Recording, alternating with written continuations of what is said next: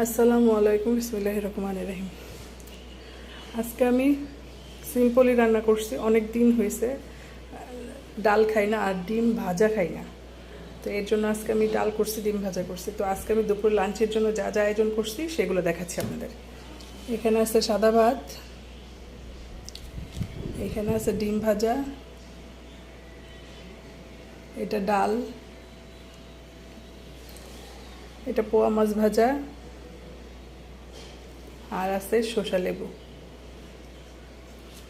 তো আজকে আমরা এই সিম্পলি খাবার দিয়ে খাবো।